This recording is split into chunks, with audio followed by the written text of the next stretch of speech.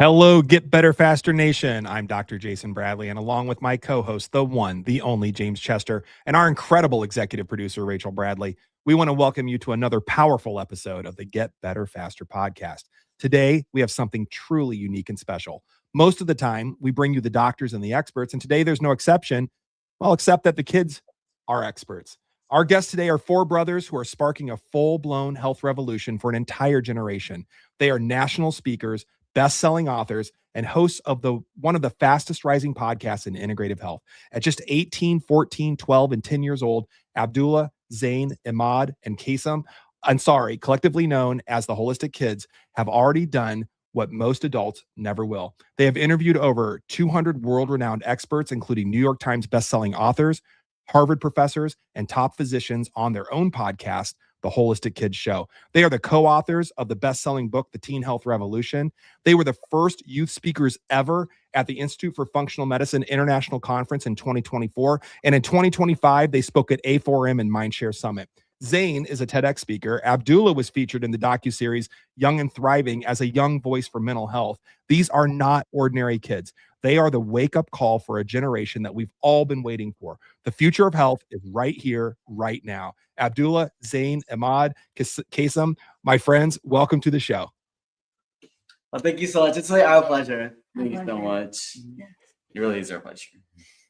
And I'm really blown away with, I hear a lot of kids, they want to become YouTubers. They want to become influencers. And I think there's a lot of kids out there that are looking at today's show and saying, I know I want to do this, and these guys are doing that. So I think it's really cool that you guys are setting a framework for other kids to follow, and other people with creative minds and, that want to do something. I think it's really powerful, and it has led to great opportunities for you. It's led to TEDx talks. It's led to docuseries. It's led to stage time at different conferences, as Dr. Jason said. I think just the framework of you guys doing something that matters has made something really special in your guys' lives. So I wanted to acknowledge you before we get into today's episode.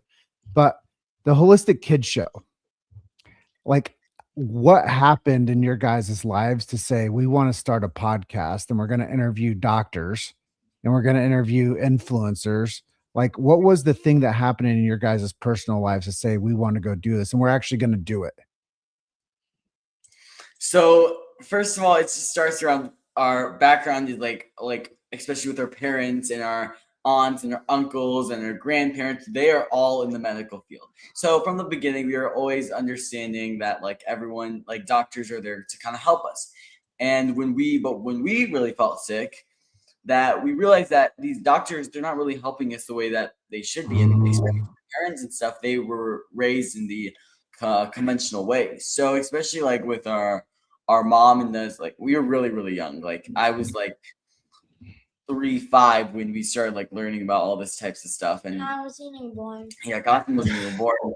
So we started learning about it, and slowly we start integrating it into our lifestyle, eating real foods, vanquishing toxins, all that stuff. So during COVID, when everyone was really worried about their health, we realized that a lot of kids specifically were really neglected in the health space. No one was really teaching them from a young age. So we realized that we learned so much that we could be an amazing example and of kids who can do it. So we started interviewing experts on our podcast. That was 5 years ago, 6 years ago. Now it's over 200 plus episodes. We started interviewing them on our podcast, and kids from all around the world could just tune in, listen, and every single episode was a new, easy thing that they could do. And it was really kids talking to experts, a handful of kids we also talked to, and it was very easy for a lot teen kids to learn. So Yeah. So, go ahead. Sorry. And then we took all that information from our podcasts and put that expert-backed lifestyle tips into our book, The Teen Health Revolution, to help influence teens to make better decisions. I think that's incredible because everybody wants to start a project. They just don't know what to do with it once it's getting going. and how to repackage it and to make an impact. So I think it's great that you guys made a book based on the content that you created. Any guys out there that are like creating podcasts, like think about how to create a book now from what you're doing organically with content creation. I think that's a brilliant add-in and a project. But you're talking about helping teens, right? And I know that I think it's Zane, you have experience with mental health, yeah? I do. Have you seen that you've helped because of the podcast? Have you helped see kids get better faster with their mental health concerns? So mental health is like a really, really broad topic, and specifically in my case, my best friend from 5th grade threatened to kill me and actually Wow.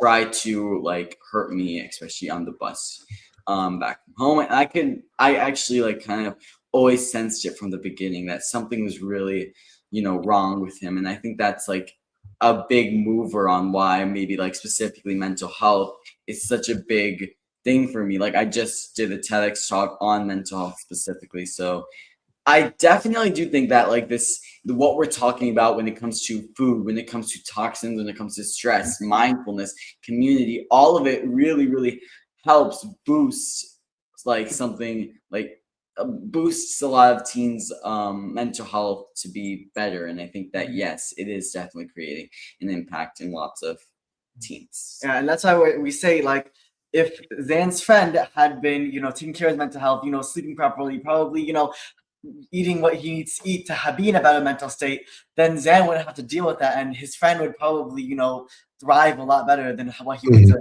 in that moment. And that's not just one story. That's so many children all around the world and so many teens that are dealing with this. And Zan was, I think, in middle school at the time. And so that's why we want to bring back hope to so many more people that this doesn't have to be your life, that you can change and you can move forward and you can become mentally better. And mental health, I remember a lot of my friends, they're saying, oh yeah, I heard that, mental health, once you have it, you basically can never get rid of it.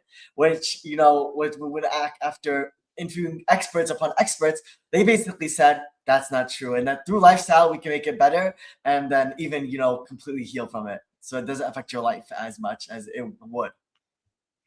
I think that's super interesting. And, mental health issues, I think, are pervasive in our society. And I can't speak from around the world, but I can look at statistics. But I know that here in America, I always say things like, we're overworked, underpaid, and overtaxed and underslept. And I think there's a lot of stress. And I can relate to adults going through that. But I can also look back at my own childhood and, we don't need to unpack it and be armchair psychologists today, but I mean, there was a lot of anxiety and a lot of feeling out of place. And I think a lot of kids can relate to that. I think that a lot of, especially, those middle school years are just, really hard for a lot of people. Our kids 25 and 21, both doing really well, but man, middle school was a challenge. It was a real challenge, I think, for everybody. You guys said something that I think is really, really interesting. And actually, I haven't really thought about it until you said it today. And I feel kind of dumb not having ever thought about it. You said that kids are neglected in the health space. And then I think that we could layer into that especially preventative, health space. And it's true. When you said that, I stepped back and I don't know. It's, kids are not just little adults and little human beings. I mean, there's a lot going on that you guys deal with that as adults we probably didn't deal with, which is why we are so stressed today. But nonetheless, thinking about that kids are neglected in the preventive space and you guys stepped in, and maybe especially in mental health, what do you think is missing from the health sphere? Like what could we be doing better? Those of us that are in practice, what could we all be doing better to help you guys? So I think one of the biggest things, and it's a big part of why we started the podcast and started a book, is just really focusing on educating kids and teens, especially like starting it at a young age.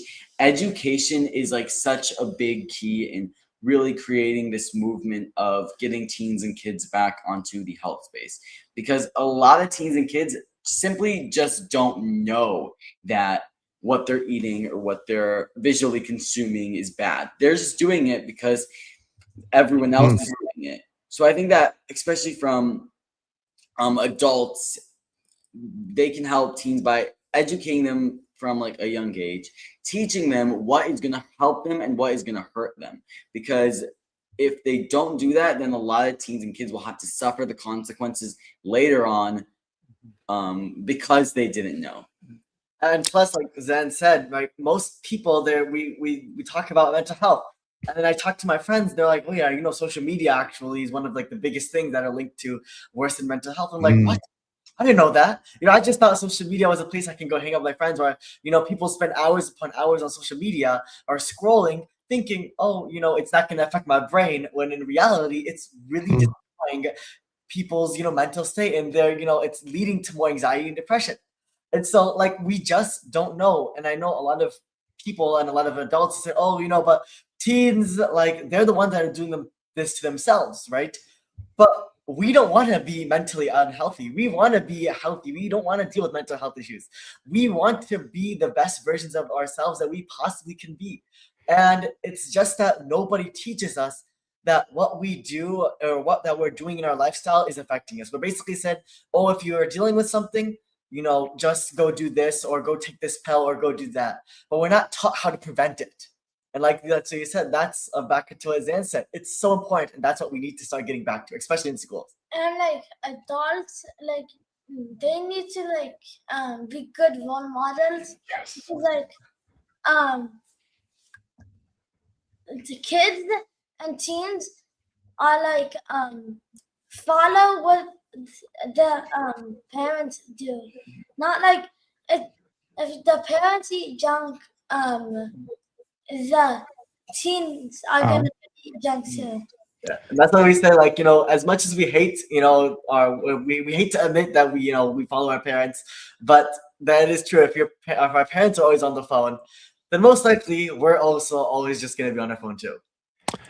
I agree, James. I know you want to say something. I just want to jump in here real fast. I've been really public about what you guys are talking about, and I've done walkarounds with, you know, in grocery stores and health food stores, and most of the food that's out there is frankenfood, ultra processed, and, you know, really bad, full of who knows what kind of chemicals that are excitatory to the, you know, they're basically neurotoxins for the most part. And we wonder why kids are struggling so much. But you guys nailed it in that, you know, parents are the role models. Our kids will model or, you know, emulate what we do. And this is where I get in trouble. And I'm going to pass it over to James. I get in trouble for posting pictures of the cereal aisle that's just full of, you know, sugar for the most part, and processed foods. And I say, feeding this to your kids should be considered child abuse. And I get in a lot of trouble for that because, I mean, it's very opinionated. And I'm pointing at the parents. The reality is parents need to have some responsibility here. I'd love to hear you guys comment on that. But James, I want to pass it over to you. You're chomping at the bit. Well, they were talking about technology, and I think it's a very in your face thing. And it's something that most people don't talk about. And specifically, I've never been able to ask parents about their behavior with their kids with technology. First of all, I have like a kind of a question, but then I have like, I'm looking for your guys to respond how you use it, like responsibly. How do you initially feel when you see a baby with an iPad? Oh, it's terrible. No, Like iPad kids? Yeah, no, I'm not iPad kids. We do. Honestly, when I see that happen, I just feel like so sad for the future. Yeah, that's true. I also feel bad for like the parents because I know that they're probably gonna have to deal with either something later on. Like I know we have a younger brother, and like our grandpa would kind of do whatever he says. So like he would give him an iPad, and we always would know this, that right when he gave him an iPad and we took it away, he would go so much more crazy than before. You can definitely see that the iPad is kind of, or any type of screen is kind of like a temporary like solution, and it only leads to more issues later on. Kasim, how do you feel about it? I mean, like a lot of people in my class have a lot of iPads and like a lot of technology, and like at school they're much crazier than the people that don't have technology, like phones. Yeah, I think it's really good feedback that you guys are giving here around technology use. At that point, like, how do you guys build good behaviors around technology in your personal lives to where it doesn't cause issues with, connection with family and each other? I mean, none of us actually have phone except for him because like he's in college. But I got my phone when I was 16, and none of us have social media at all. Wow. I'm So- blown away by this. Like, I think that's so cool. And I have a question then. I have a question. Mhm. Because I see kids with tech neck. I'm sure that if our listeners don't know what that is, it's where the head is forward and it's anterior head carriage and they've got military neck and whole bunch of like spinal dysfunctions just from like looking at their phone all day long.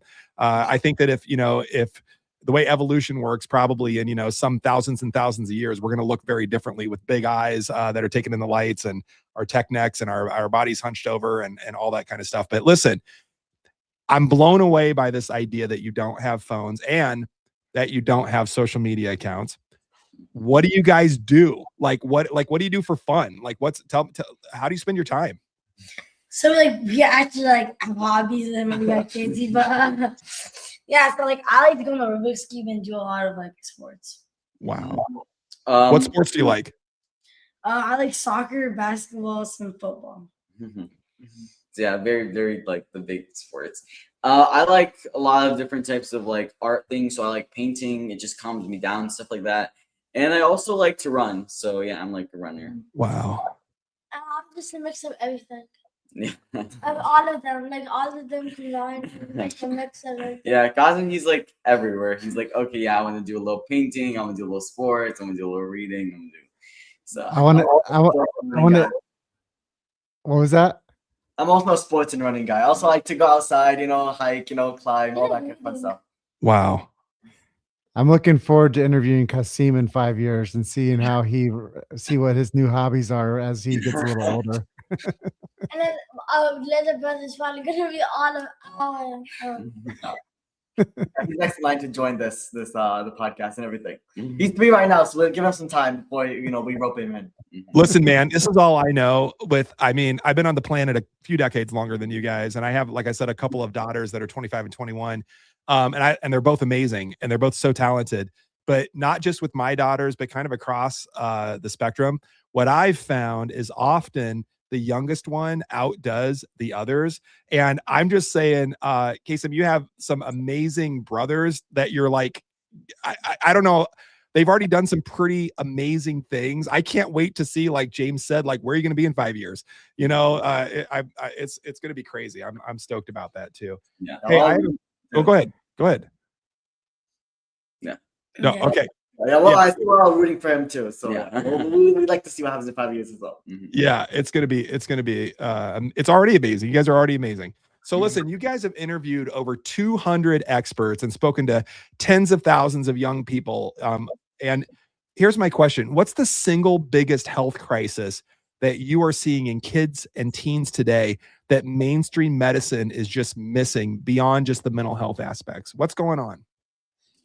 I mean, in my school, the vitamin N deficiency, or there's vitamin nature, we call it, Mhm. and everyone's indoors, playing video games. Mhm. Also, we're so more negative than ever before. We love to talk about gratitude. Because as teens, right, we're like, oh, I hate school, I hate my parents, I hate life. Like, we're so negative, and it's terrible. It actually messes up, it can actually, destroy how our brain functions. It basically messes up our entire life when we're just constantly negative. I would say probably eating real food, because now most teens are just having junk, ultra processed foods, and mental health functional medicine is missing out on real food as being medicine, because now here's a pill, it'll help you, but actually that leads to way more symptoms. But if you just more the holistic approach, it'll be way more easier. Yeah, they just all the companies just care about money. those are wise words from a very young man. It's I think that's a really great insight for sure. I love the vitamin N deficiency. I'm going to steal that from you guys. I hope that that's okay. I really think that that's brilliant. We call it forest bathing, and extroverting sometimes and getting out and being in a bigger world. I think that's just absolutely amazing. I'm sure that James has some things that he wants to say, but I wanted to just throw something at our listeners and then pass it over to James for a question.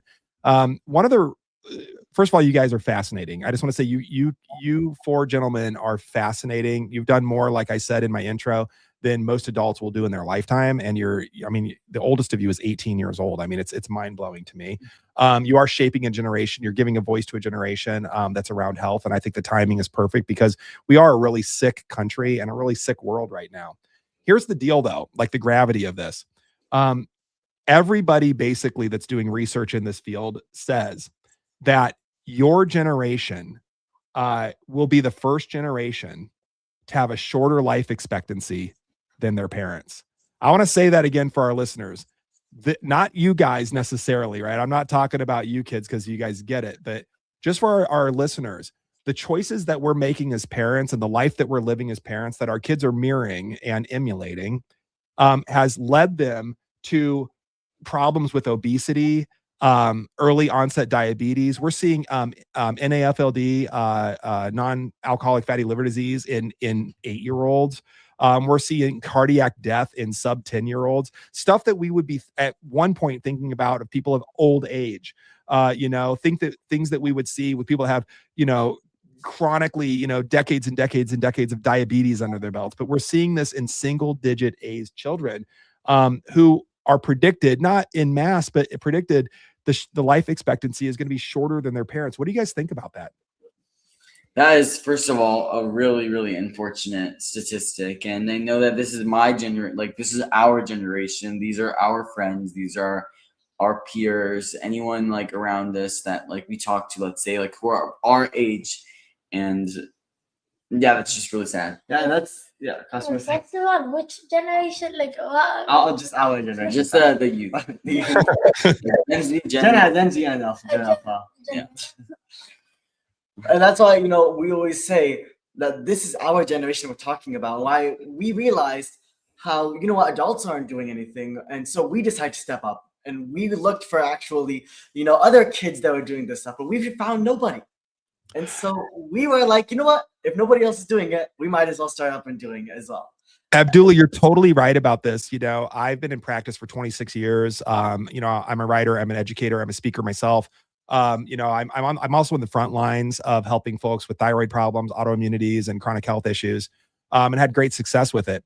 And when we get success, I work primarily with women, 30 to 60 years old. So a little bit different demographic, although they're getting younger and younger. We're getting like late teens and early 20s and lately with same stuff that we were seeing in an older population, middle-aged population. But as we help these moms out, and primarily they're moms, they want us to work with their kids. They're like, can you help my kid? They're having these issues too.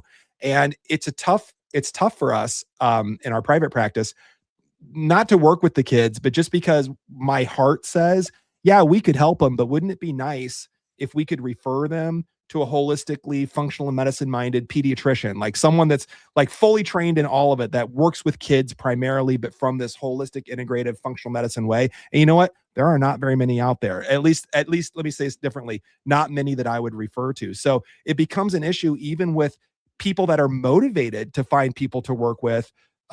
It becomes an issue finding experts to work with. So I think that the work that you guys are doing with your podcast, with your book, with your speaking engagements, and the educational aspect of it, I think is so darn important. And I keep coming back to, teach the children well. Yes, absolutely. But at the same time, educate those parents. I think it's so, so, so important. And I hope that we can teach some old dogs new tricks. There's no question in that. It's just commentary. But I'll pass it over to James, who I'm sure has a really insightful question for you guys. Well, your peers. And thank you, Jason, for laying all that out and connecting it all together for them, because I think you talked about it. Kids are getting more different types of illness and different types of health concerns at a younger age. And even I think it was Zane said that he had a friend that was mentally unstable that was like violent. And I think we look at the full spectrum of minds that are violent to bodies that are unhealthy to diseases that are happening at a younger age. Like, would you guys say that that's a honest assessment?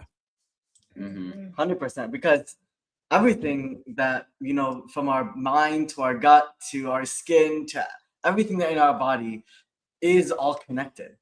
And so if you you know, like we always say, you know, like the gut brain connection, that if what you eat also affects your mental health, that also what you eat affects your skin, it affects, you know, after so many different experts, we asked them, you know, from a tooth doctor to from like a dentist to like someone that specializes in like, you know, a podiatrist to just, you know, all sorts of specialists, they always connect it right back to our gut. And it's incredible. Well, I want to give the rest of your brothers a chance to answer that too. If anybody else has anything to say, but I do have follow-up stuff here. Okay, sounds like everybody's good. Okay, cool. So your guys' peers and your guys' belief systems. How much did it have an impact on you that you have doctors in your family? Like to become have the minds and the belief systems that you guys have today. You said you have several doctors in the family, right? Oh yes, yeah. Well, Yeah, a good A lot of So say a big shout out to your family that are all doctors. oh yeah. yeah. They definitely deserve. There's like I don't know. I can count somewhere. And there's all different kinds of doctors. But I'm pretty sure we have like our aunt is a pediatrician, and then our uncle is a cardiologist, and then you know, we also have our other uncle is also a pediatrician, because then both sides of the family are also have multiple different doctors. We're very blessed. Yeah. Yeah, yeah. Both my parents are doctors and then grandparents, so Yeah, it kind of just like runs in the family. I think Well, I'll get later into the conversation about what you'll do when you guys grow up, but I think Ahmad has something to say. Mhm. So I think how doctors really affect our decisions and what we did do like, differently from everybody else is that we see firsthand like that doctors aren't taught really holistically to teach. Really, there's here's a pill, take this. Literally, I think doctors will really get fired if the like they'll get mad at the patients if they ask questions. So like they just like give a pill, you take this, and then there's symptoms, and they get eventually get more money out of it. Like they get paid the amount of patients they see, not the amount of patients they heal. So like that has an effect on like that we see this firsthand, not like what they're not holistically. But I think what you guys are all saying That here is was that- so insightful. By the way, I just want to say that was more insightful on that exact topic than most adults understand the way the system is broken. I mean, you just nailed it. I mean, they're paid for quantity, not quality. They're not paid for good outcomes. I always say doctors should get paid with the amount of patients they take off of medication and help conditions go into remission rather than how many people they can see. But anyway, that's my own opinion. James, back to you. Yeah, I mean, I'm so fascinated with today's conversation. So if it seems like I just want like the mic the whole time, it's because I'm looking for your guys' voice and truth when it comes to today's episode, because people depend on your guys' perspective. And I think that it does make a major impact on the way you guys behave and your attitudes and your interests based on having doctors in the family. So I was really curious about that question because I think that, like you said, we see how our parents behave and then we do what they do. So I think it's very clear that you guys see people doing things a little bit differently, and it has an impact on your quality of idea of what you should be doing. I'm getting some head nods over there, so I mean, it must mean I'm saying something right. It's pretty fun. When it comes down to it, though, like you see a kid that's got obesity. What's your message to their family? What's the message to that kid that obviously is silently suffering? Do you have anything empathetic that you could share with that family or that kid? Honestly, I would say maybe just try to eat real food because there's a study came out. Because when you have obesity, you're probably eating a lot of junk food over and over again because there's a study coming out. Consuming ultra processed foods, you actually consume 500 more calories because like that you eat it over and over again. So if you eat real food, you actually um, be more fuller and not having more and more. And to tie into that, I think that there is hope. Like something that to tell a family is that there's hope. You don't have to always run to a medication like let's say Ozempic or whatever, and that'll like fix everything because that's not how it works. It might even lead to more symptoms. And specifically, if this is a problem that can be healed naturally through either its food or its lifestyle, is that there's always hope, and it really isn't that expensive. Like all you really need to do is change your diet, change your lifestyle, just start treating your body like a body, like, and that needs to be healed, not one that you just need to shove in all the temporary solutions to and hope it gets better. Yeah, I also want to say that another message is that you don't have to do it all in one night. You don't have to go because again, we took 10 years just to get on this holistic approach. Yeah. Step by step by step, learning, oh, maybe one day I can get rid of this toxin. Maybe one day I can get rid of this chemical. Slowly but surely, you'll be better. Dr. Jason? Yeah, no, I think that's really insightful. And I think the advice to just eat real food, I think that Michael Pollan said it in The Omnivore's Dilemma. His whole solution was eat real food, mostly vegetables and not too much. I think that was pretty much his advice. And I think that it's not bad advice. That said, I wanted to share a real world example. I had, speaking of Ozempic, it's for very good reasons, in my opinion. It's hard to find a doctor to prescribe something like Ozempic or these GLP-1s for kids. And it's because of all the lawsuits that are coming out now around the GLP-1s. And I won't get into that right now. But that said, I have a client who I've worked with her mom, had great success with mom. And the daughter, unfortunately, I'd have to look at her age, but she's young. She's 12 years old right now. And her mom referred her to us to help with weight. And she wanted to know if we would prescribe GLP-1s. And I said, I'm really not for that for kids, but if you guys want to lean in and go about this in a holistic way that's going to solve the problem now, slowly but surely over time, it's going to set down a foundation for health over years to come. She came in January, mid-January, and here we are 2.5 months later. She came in mid-January at 263 pounds, 12 years old. And I think yesterday she was down to 236.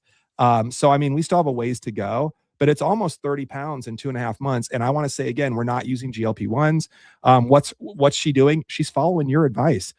She's eating real food. She's moving more. She's extroverting. She's getting out and doing, getting off the screens. And it just goes to show that, we don't need a pill or injection for, most lifestyle problems. I mean, it's just a matter of reorganizing our thoughts and our actions. But I just wanted to say that you guys are spot on, and I wanted to give a real world example of that. And like some kids find the root cause for if they're sick, find the root cause why they are sick.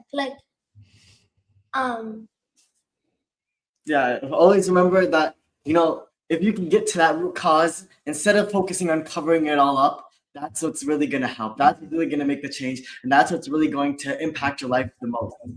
Yeah, again, what Cosmo said, the root cause. I have an example because when I was having major sinus issues, I was confused about what I should do about my body. But then we took a test, figure out what were the problems that I needed to do instead of taking a pill, and find the underlying root cause and what's the problem. Then I began to heal it and start to fix those things, stop eating them, and be healthier. And I think that definitely something easy that teens, kids, adults, parents, whoever, they can look at their body and they can listen to their body. Because when they can listen to their body, let's say if they eat something different or if they eat more of a certain thing, and notice how you feel after. Notice what happens. Like we did with our 3-year-old sibling. If we notice that right after he gets the screens and then he goes crazy, then we can mention like maybe next time not go on the screens for too long, or may change your diet, and we can notice that maybe this thing affects you more, because every single body's different, right? We all have these like basic guidelines, like eat real food, manage your stress, detoxify, all. But when it comes to like certain foods or certain toxins, all of our bodies work differently. So I think that's really, really important to, first of all, look at the root cause, and second of all, understand your body and listen to it when something goes off balance. And this all ties in specifically being mindful, because when you can specifically teach kids and teens to be mindful of their surroundings, of their body, that is when you can actually understand like what is going to be hurting me more and what is going to be helping me more. And we all did that, and that's why we got to this level that if I eat a little bit more sugar, even though it's organic sugar, maybe next time we don't, or maybe we take a break. And what we like to do, like after a party, we like to be like, oh yeah, we need some sauerkraut. We love our sauerkraut. Our we stock up our fridge with like the farmer grown like fresh sauerkraut. It's delicious, and it really makes us feel better. So Yeah, like also with the sauerkraut, like in our fridge, we have a row of like sauerkraut in different colors, so we know like what to eat. Maybe like, oh, I'm feeling root kraut today, or maybe I'm feeling red cabbage, or That's why we always like to say a mindful teen is a powerful teen, because then you can make your own choices and you can educate yourself even more. I mean, you guys are like really dropping so much knowledge as a young group of, I guess I would call you guys at this point influencers. And I think that it's important to understand like these are fundamental things that every adult needs to hear. These are fundamental things that you asked us who you guys should be talking to, adults or kids. Well, these are messages that families need. These are messages that schools need. These are messages that the whole organization of government institutions need to hear. And I think that that's really the power of podcasting, is we never know how far reaching something we may say or do today will have the impact on millions of lives tomorrow. That's a quote from BJ Palmer, who's the developer of chiropractic. And that gets me to the next fun question. Maybe you guys weren't ready for this, but what is your viewpoint on the nervous system and chiropractic care? Ooh. I mean, personally, I've had a lot of experiences with chiropractic care, and it was amazing because I never thought that something like acupuncture or, I did some cupping, and even just, moving, like massage, like the neck muscles and, the shoulder muscles and the moving of, the massaging and all of those different aspects of chiropractic care, how it actually affects your spine. Because I actually had a problem where I couldn't even walk straight. I had severe headaches, severe dizziness. I had to use a walker basically to get around, and conventional medicine didn't help me at all. And so we went to this chiropractor, and as soon as he started doing cupping, as soon as he started to do different types of like they started to doing a lot of different like specialties, that was really amazing, because I just remember that like it was so weird to me at first, and that's why we're laughing at it, because I remember just how weird it was, that oh wow, the thing is, Abdullah, is that's the way people think about what you guys are saying, eat real food. They're like, that sounds weird. Like, yeah. And that's why I'm saying that now I see it, and I'm like in a completely new light, and it really helped me. And now I can finally run again. I can finally sprint. I can finally actually walk straight. And it was a complete like life changer. And it's so important that people who do have problems with the nervous system, also with stress, with anxiety, with depression, with all of these also mental health issues, to then help, with, your joints and then your pressure points. And really, I remember actually we had a chiropractor come in, and they were talking about it. Does anybody have any like headaches or have any problems that haven't gone away? And they touched this point, they touched that point, and they said, how do you feel better? Do you feel better? And he's like, I haven't felt this pain go away in years. And it's all through, just basically spinal manipulation, all of these different, things that chiropractors that, we can't thank chiropractors enough because they do amazing work and they're completely underappreciated, but they really help change lives, and they did change my life. Yes. I've never dealt with the chiropractor. Like also immediately when I went to the chiropractor, like he was probably doing much better. Yeah. So you guys have all been adjusted before? I mean, but I don't know if they No. have. No. No. So that's the next thing to get ultimate health in everybody's lives, is making sure that people's nervous systems are functioning optimally. And I think that that's a good segue for me, because that's my show. It's called Chiro Hustle. I've interviewed over 1,400 chiropractors, and really there's genius in what they do in order to make the body heal naturally without nothing extra, what you guys are in for. You guys are like advocates for, like, let's not put any pills into the body. Let's stay away from screen time. Let's practice good mindfulness. Let's do breathing work and things like that. Well, that's the center core of the chiropractic profession. Plus, they do the adjustment and take the pressure off the nervous system, allowing the body to heal naturally with nothing else in it, simply no interference. So I think if I could give any wisdom to you guys moving forward, is maybe host a couple chiropractors on your show and interview them about what they do differently in the health space and how they can help kids too. What And if that's we it's, interview you? Huh? What if we interview you? Sure, interview me and Dr. Jason. We'd love to talk to you guys about these things. That'd be a lot of fun. I want to go back to the screen time that James just mentioned, doing all this stuff. And we've talked about screen time, and I'm going to step backwards so we can move forward. I'm still fascinated by the fact that you guys don't have phones. I know, Abdullah, you have one. You've had one for a couple of years now. I know that you guys do lots of other things, the sports, the art. It's brilliant. I love it. Here's my question, because I can already hear parents and kids saying something, and I would love to hear your perspective from, like I said, the voice of truth right here. You guys are the representation. Do you guys, first of all, well, it's two questions. I'll let you field it however you want. Do you guys ever feel disconnected from your peers? That's the first question. The second question is, do you have friends who also don't live on their screens? I'd love to hear you guys wax poetic about that. So honestly, we do have, obviously it's hard to find other friends that are like this, but we find friends that are going to help like lift us up. I know our friends all basically know, like when we go to their party, they're like, oh, you're gonna bring that food, okay, that's cool. And then they actually try our food as well. So it's they have our food, we share with them. I've even had friends that were like, they started changing, they started feeling better because they're like, oh, look, they send me a picture, like, oh, I got this organic milk, and it's like a picture of their fridge with organic milk, and they get better and they start to learn as well.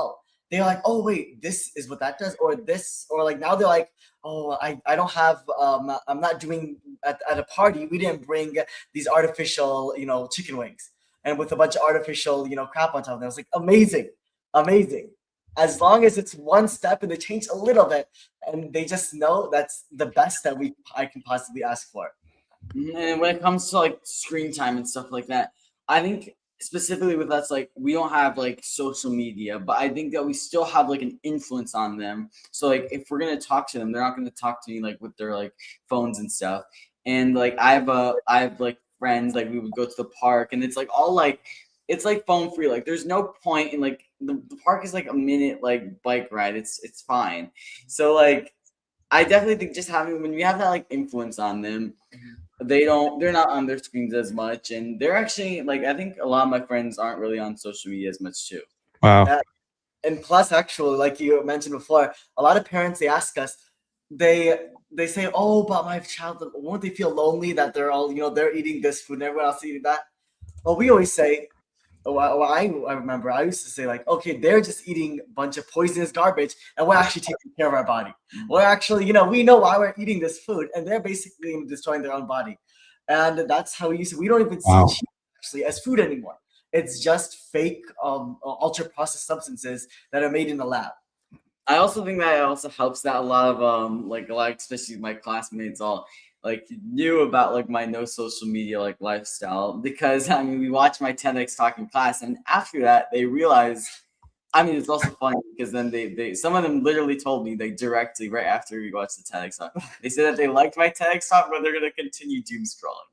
I mean, at least they were mindful about it. But others are like, oh wow, that's actually crazy. Like tying it back to education and how a lot of like people a lot of teens specifically don't know. So I think that's really cool.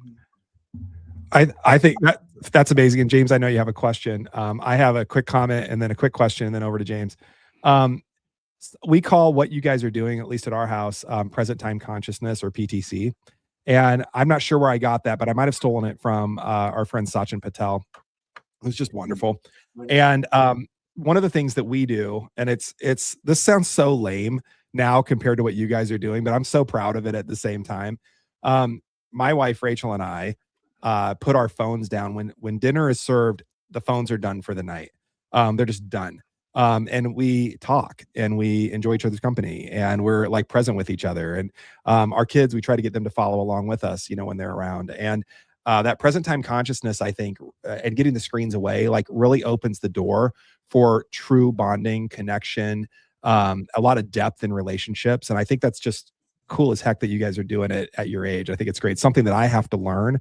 I somehow went from what you guys are doing when there were no phones to having a phone that I've been on, like, I think hardwired to my brain. And now I'm trying to get away from it again. So I appreciate you guys. Here's my question, and then pass it over to James. So you go to these parties and you're bringing some food and the people are trying your food. Here's the question. And you can each answer if you'd like.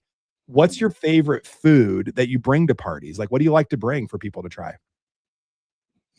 So we like to go there's like these really good like lentil chips. Like for snacks, like we like to bring like snacks because there's so much like snacks at parties. So like there are these like really good like lentil. Like, do you guys know Siete? Oh, sure. Yeah, so they have like these like the lentil like puffs. And we bring them, like, especially when it comes to a lot of like my friends, they really like the spicy. Like whenever I have it, they always go crazy. And all the Siete chips, like the snacks, yeah, they're definitely go-to. And plus, I remember like there's something called Giggles, and my friends are trying this and they're like, these are better than M&Ms because they're actually real fruit flavors, the real fruits. Skittles. And No, also, Giggles. Skittles. So the natural version of Skittles. Yeah. Yeah. Also, I remember when I was in first grade and like I decided to have this big seaweed packet. This is my first time. Like, no one would bring seaweed, a big seaweed packet to first grade class for a snack. I brought it, and like every time I just eat it, and eventually more people started eating seaweed. At the end of the year, it was the whole seaweed class. Like everybody would have seaweed.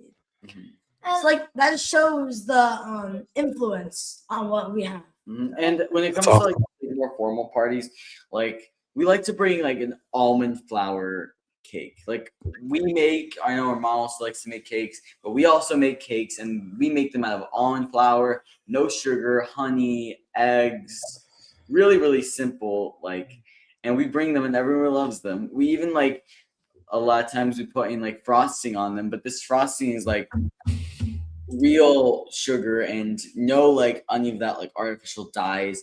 We dye it with like spirulina and turmeric and beet powder, so it's much more healthier than the alternative. That's fun. Yeah, and also I know a lot of our friends, they eat this stuff and I'm like, do you really feel good after you have these Cheetos, you have these ultra processed foods? Do you really feel good? And they're like, no, actually I don't. Like my stomach gets destroyed. Like, and then they try our food. I'm like, wait a second. I can have tons of like this candy that's all natural, and I won't regret having it after. Like they feel better about it having it, and they can actually, think about how the food is affecting them, and then they start to make better choices overall. I think we make a lot of substitutions about like other foods. So then like we can put like the substitutions right next to not the substitution, but the fake food, and like more people eat that than the real thing. Plus, a lot of them are surprised that we don't just live off of vegetables and fruits. They're like, "What? You guys have ice cream? You guys have chips? You guys have all of this other stuff? You guys have pizza? What?" And we're like, "Yeah, we have natural pizza. We can have all of that. We never feel left out." because we can basically have everything. We just have it natural, Mhm. and it's gonna help our bodies and not hurt it. I love this conversation so much. And I think you guys are like really doing a great job of going after the topics we're asking you. But I have a different one. And I know you guys are talking about sugar. And I think it's a big topic. And I think you guys will be really good resources for this answer. Is there one holiday that doesn't revolve around sugar?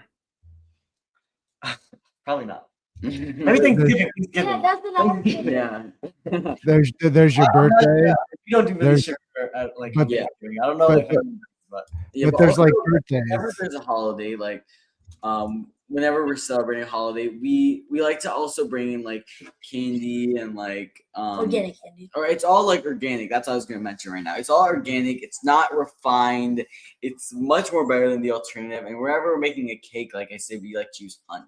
And those are only for holidays, so it's only like one day. it's only a Really? treat, really. It's only a treat and like it's organic still. I think a lot of like especially America, like we built such a culture for different like holidays like Halloween and Christmas and Easter. Like I don't know, did it come up?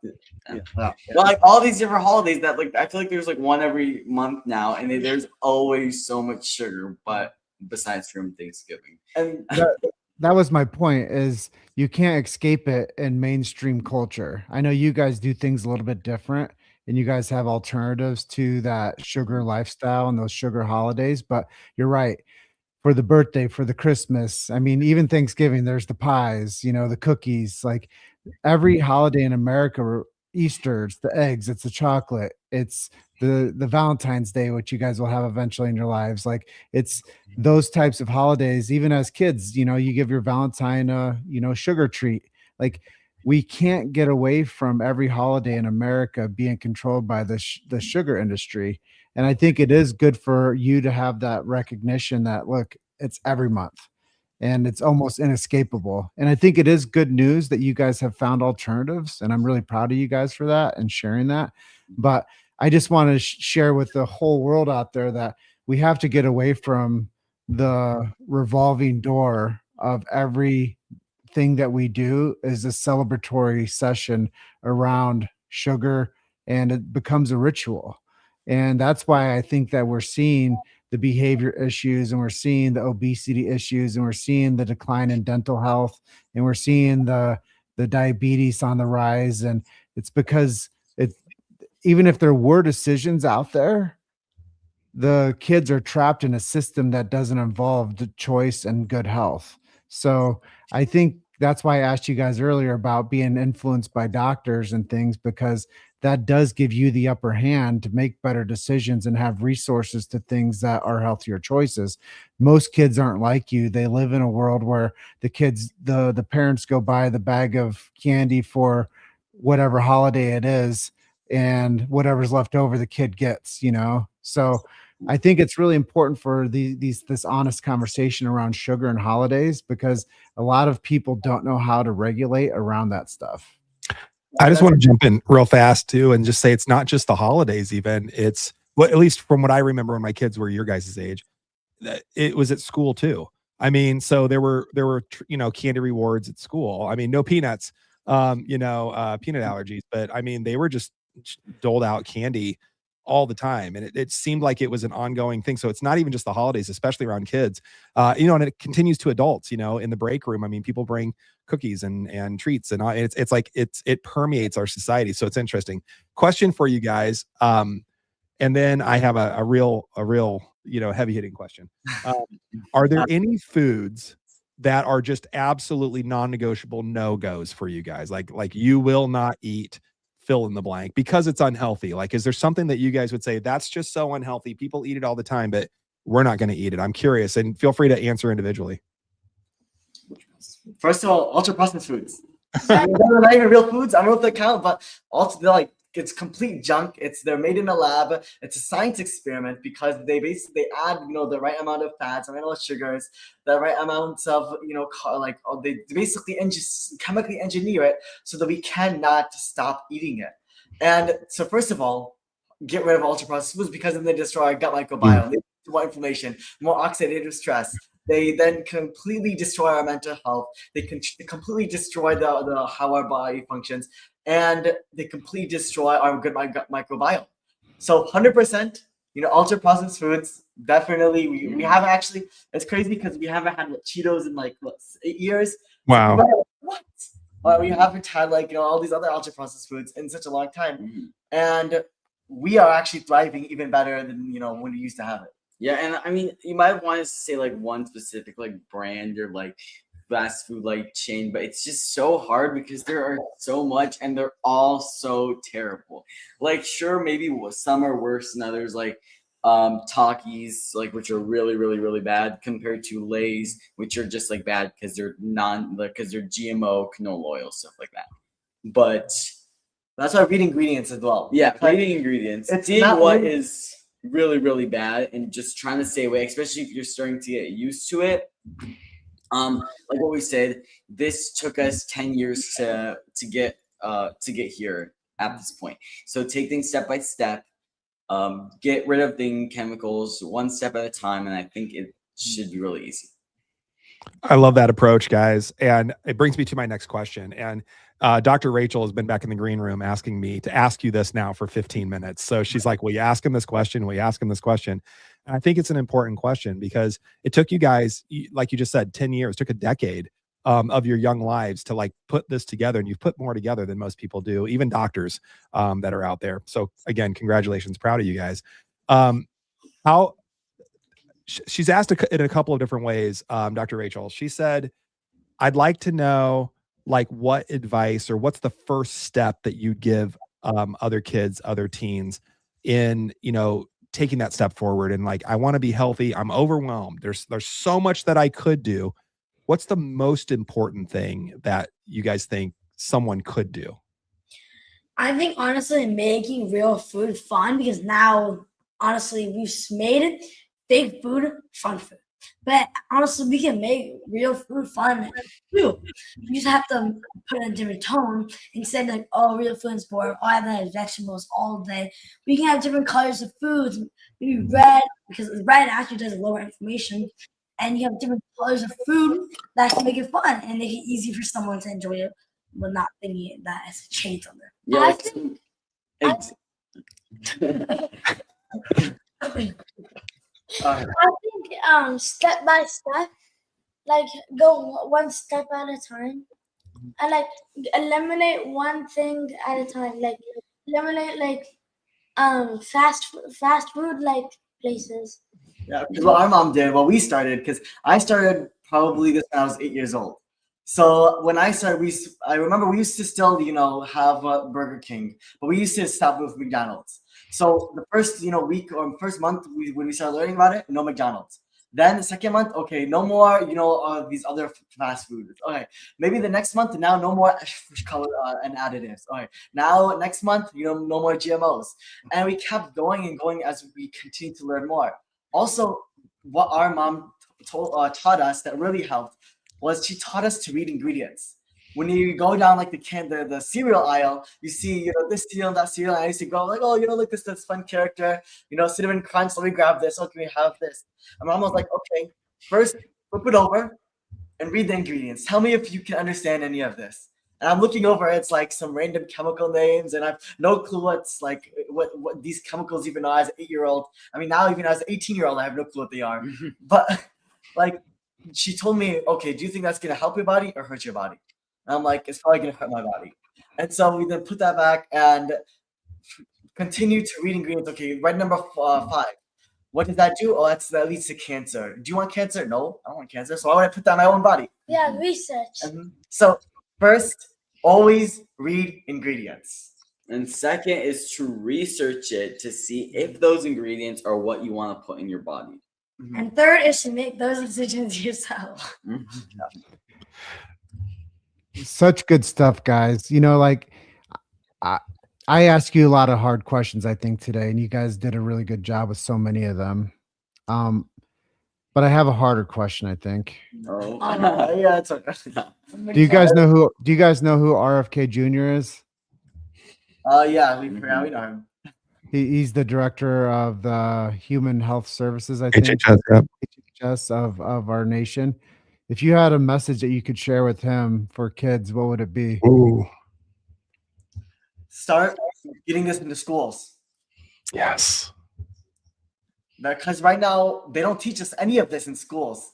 And if we can get this into schools, so many more teenagers, so many more kids, so many more people around the world, and especially in America specifically, will start to live better lives, start to reach their true potential, and start to actually be who they want to be, and especially with their health. Because every single teen wants to be healthy, but we're just not taught how.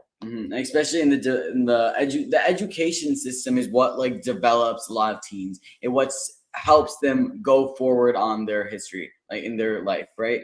So yeah, definitely getting into schools, because like every single kid like has to go to school, I'm pretty sure, in America. And when you can really like tying back to the beginning, education is so important, because when you can teach kids, then we will be able to make our own decisions in the future, and that'll ultimately impact us long term.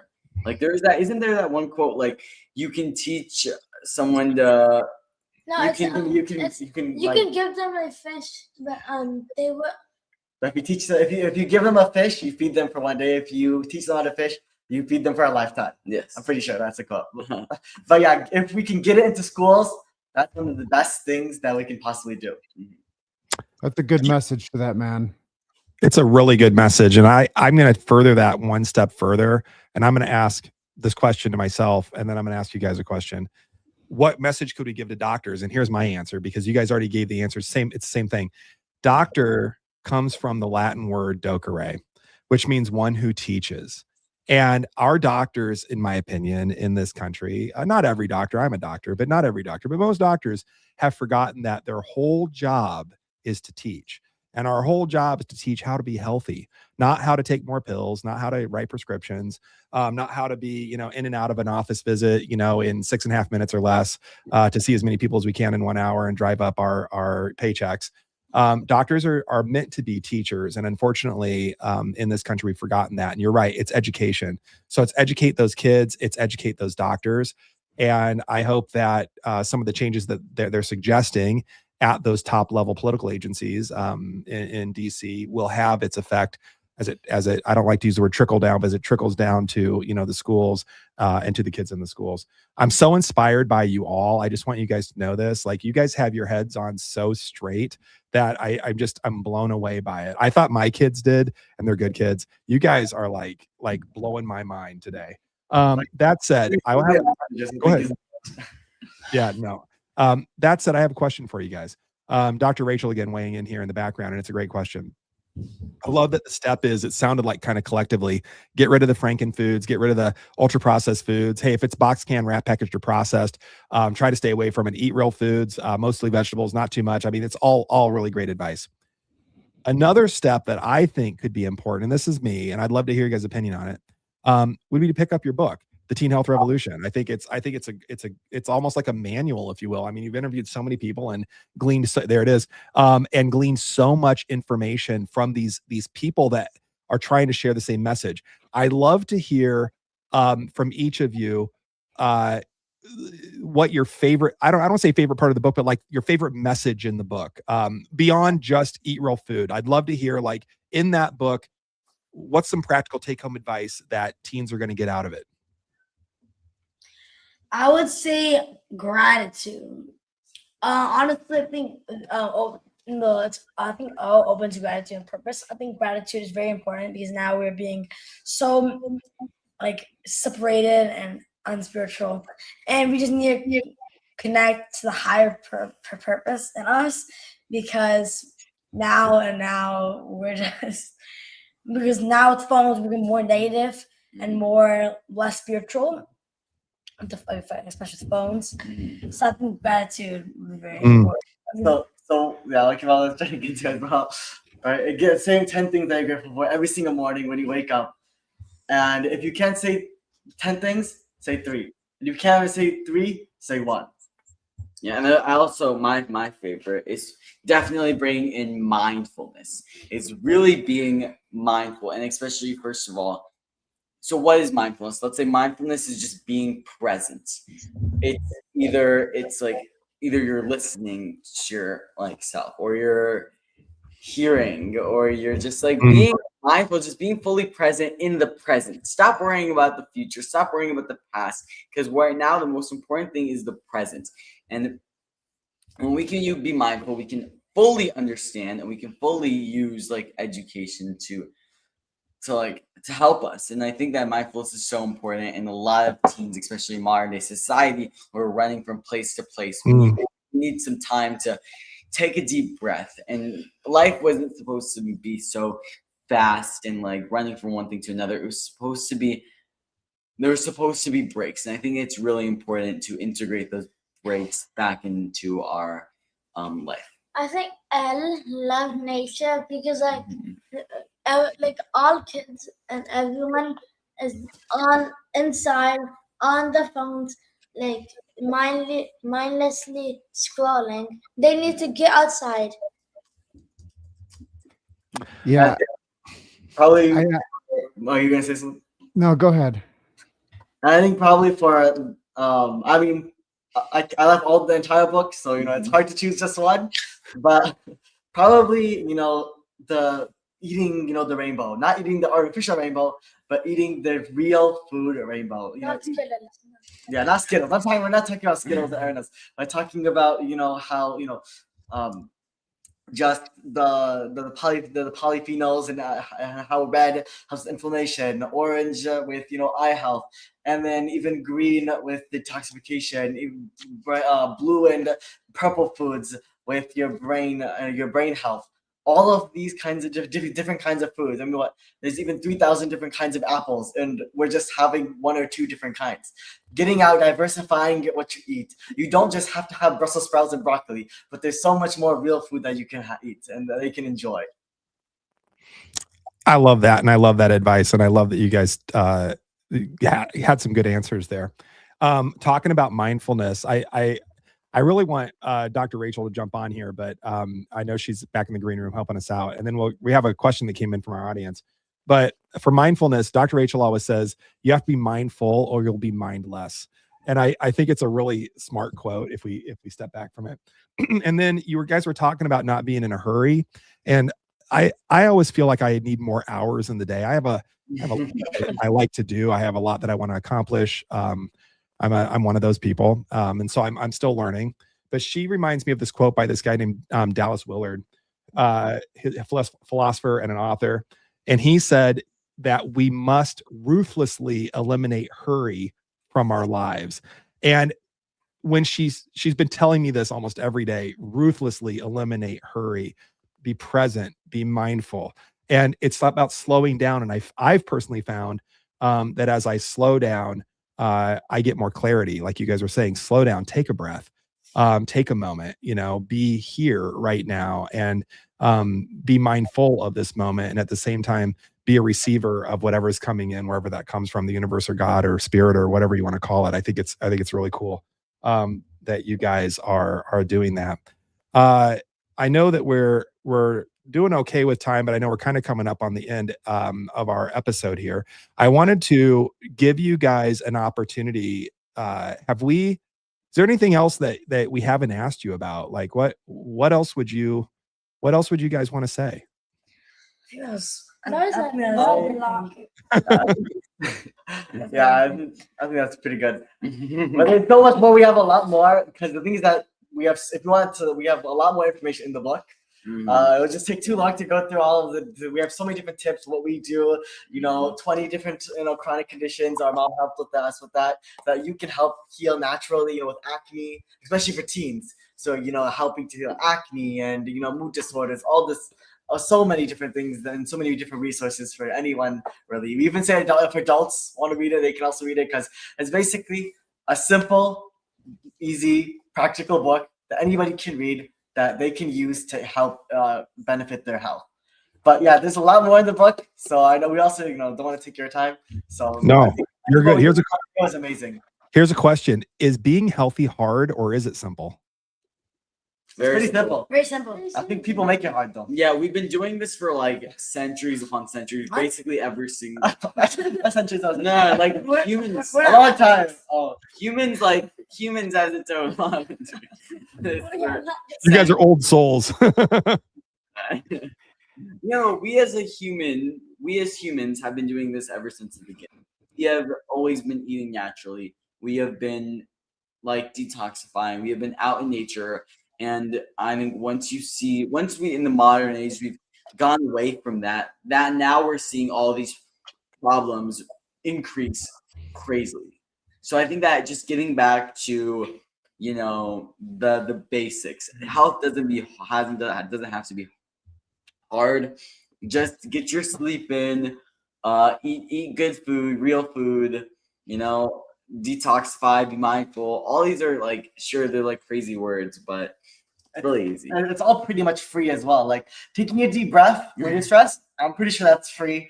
Just going out to nature, going out to nature, just hugging some tree, go out, being in the sun, just taking a deep breath, even outside in nature, pretty much free. Just going and eating some real, finding real food, gratitude, all free and easy and simple. Saying one thing or two things or three things or even 10 things that you're grateful for in the morning takes like 2 seconds. It doesn't take that much time. It's all simple, easy, and anybody can do it. Really good stuff, guys, and I appreciate all the insight and all the time to share. Do you guys know the Yucca app? Yeah, we do. Uh, Yeah, I do. We do. Yes. I think we've heard of it before. Yeah. Yeah. Yeah, it's an app that you can actually, you're talking about doing your research with like labels. You can actually scan food and it will give a score if it's good for you or bad for you. So it's something for other people that are out there that are watching or listening to maybe consider to make sure that they're making healthy choices without going too far down the rabbit hole of reading every ingredient and saying, hey, this isn't real food. You can actually, it will tell you a report of what's in it and what it does to your body, which I think is really, really freaking fascinating. I was in the airport yesterday flying home and I was getting a coffee and the girl at the coffee counter tried to give me these little coffee, like the little milks and like the little, the little white packets. I said, I don't want that because I think that stuff's toxic. And I was like, she's like, well, how do you know? And I go, well, I'm going to do a quick picture of it and I'm going to throw it through AI. And I'm going to ask AI to tell me how toxic this thing really is. And then she's like, here's one, but she's like 18. She's like, here's one better. I have this Yucca app. I'm going to like scan it with my scanner. I'm going to scan the barcode on it and tell you like how bad this product is. AI actually told me it was better for me than the Yucca app. So just a little analysis out there for people that are like curious to know like what labels are telling them. Technology can help you with that too. Yeah, it's pretty cool. That's a lot And- coming from James, by the way, because he's like an anti-tech guy. Not overly, but I mean, like that's a lot for you to say. So I appreciate that you shared that, James. Well, if you can't pronounce it, it's probably not good for you. No. Right? It's not going to help your body. Well, I landed last night too, and I sent Dr. Jason a message. I said I landed home safely in Grand Junction, full of gratitude. Saw that. And I think that you're talking a lot there about gratitude. And I think that, if we have gratitude in our heart and we are very thankful for the life that we have and the opportunities that we get, and getting home safe is one of those things. It's a really good thing for us to all be grateful for. I know you guys are on vacation, so I just want to give you guys all the gratitude in the world for taking time out of your time with your family out there and being on with us. And gosh, can I ask one more question, guys? Yeah, 100%. yeah. Hit us with it. What do you guys want to be when you grow up? I'll probably go into the medical field. I've since the very beginning I've really been interested in it, so I'm probably gonna go into that field. Yeah, me too. Yeah, and then for me, it's like a more interesting one because like I really like urban designing and like architecture, Nice. but I also really like medical field, not like more medicine wise, but more like nutrition. I think I find it really cool, but like I don't know what I'm gonna do. Maybe I do both professions. Maybe I do one of them. I don't know. Honestly, I absolutely do not know. Yes. Maybe one of you guys is a future chiropractor. I'm just throwing that out there. No, you can go into there. The world needs more great chiropractors, and I appreciate you guys being on with us today. Dr. Jason, do you have any final closing remarks? Just that I just am going to encourage everyone to get that book, Teen Health Revolution. Check out the podcast, the Holistic Kids podcast. I mean, these guys are cool. These guys are the voice of a generation. I don't even, how there's like one or two or three people kind of saying the same thing, or maybe a dozen or so. There's nobody else that are these kids' age saying what they're saying. There's nobody else these kids' age that are doing what they're doing. And it seems to me, I'm a faith-based guy. It seems like divine work to me. I'm just going to say that there's got to be divine intervention in here. You guys are brilliant. You're fun. You're inspiring. You're inspiring to me.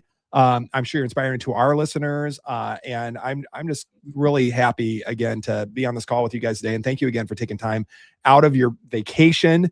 I mean, come on, that's awesome. Thank you guys so much. And no, it's a lot of fun, and I'm looking forward to getting to know you guys more. I like we always say, it's really our pleasure. Really. Well, I'll close out today's episode with the outro and just say, Abdullah, Zain, Ahmad, and Kasim, the conversation has been nothing short of incredible. I've learned so much about good ways to influence like the next generation with healthy choices. My big takeaway today is eat real food. And to our Get Better Faster Nation, if you're a parent or a grandparent or an aunt or an uncle or an educator, let's get this into the schools. RFK Jr., listen to this. I hope we can get him on your show eventually. Yeah, or if you simply care about this next generation, which we do, because this country's health really matters. These young men, what they are doing matters also. And they wrote the book, The Teen Health Revolution. We didn't get to talk enough about it, but let's give this to every teen and every family, because it has a roadmap in them out of chronic disease, which is an epidemic in this nation that's stealing our children's future. Go get it. It's available everywhere books are sold. And if you want to explore more with the Holistic Kids and what they're building, head over to Get Better Faster Podcast. And the links are over there for you to find their work and listen to their show. Join their movement. Watch what they're doing. Have your kids join in. Have your families join in. Take a family day, and make a moment to watch what they're up to. And this is a message to everybody that watches. Remember, nobody's coming to save you, but these four brothers are living proof that solutions exist and that the revolution starts young. Abdullah, Zain, Ahmad, Kasim, thank you once again for joining us. And to our Get Better Faster Nation, you are the reason we do this. We get asked all the time how to work with Dr. Jason and his incredible functional medicine team. Just click the link at getbetterfasterpodcast.com and we'll get you connected. And the best way to show your support is share this episode with a parent or a teen or a teacher or anyone who needs to hear this message. Like I said earlier, Everyone. These guys won't take their phones out of their pockets, but everybody out there that has a phone in their pocket right now, take their phone out and share this episode right now, so more kids can get connected to this message. And to subscribe to our show so you never miss an episode and all the incredible insights coming your way. We have more amazing guests lined up with real solutions for reclaiming your health, your happiness, and your life. Until next time, keep questioning everything, and thumbs up like these boys have. Keep questioning everything and keep getting better faster. Yes. Thank you, gentlemen. Thank you, James. Thank you, boys. Appreciate y'all. Love to our GBF Nation. Love you guys. All right, guys. Bye for now. But